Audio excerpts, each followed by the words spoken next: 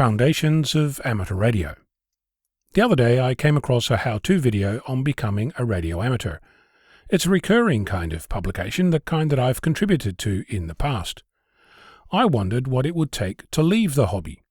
First of all, I'd have to let my callsign lapse.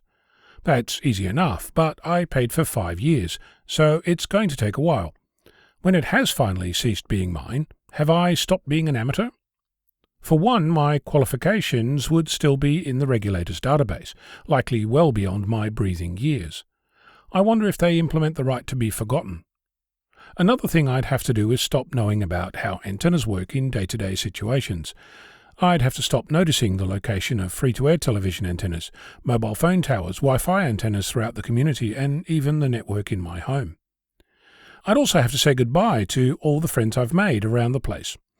There's hundreds of people scattered around the globe who, with a single word, might lure me back into their world, and with that the risk of being sucked back into the community once again. At a minimum, I'd have to stop using computers, or radios, or electronics really. I'd have to stop wanting gadgets and measuring equipment, not to mention having to mothball my soldering irons and give away all my heat shrink. I'd have to give back the space I've eked out in the house and return it to the general living space it once was. I'd also have to sell all my radio gear and antennas. I'd have to rip out the coax, fix up any holes, cancel pending orders for new antennas, and donate my books and magazines to the local library. I'd have to stop looking at electronics magazines, cut up my loyalty cards for the local electronics and hardware stores, and start an online store to sell all the connectors and adapters I've amassed over the time I've been part of the community. I'd have to forget the phonetic alphabet that I use almost daily and start using crazy words to spell things over the phone, like a normal person does.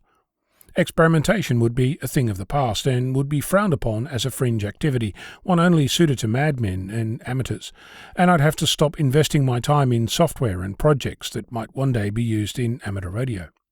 One of the hardest things to give away would be my curiosity, the one thing that's innate to my wellness. I'd have to stop asking why and how all the time. I'd have to plead ignorance when someone asks how coax works and what's inside a blob of goop on a random circuit board they found on the side of the road.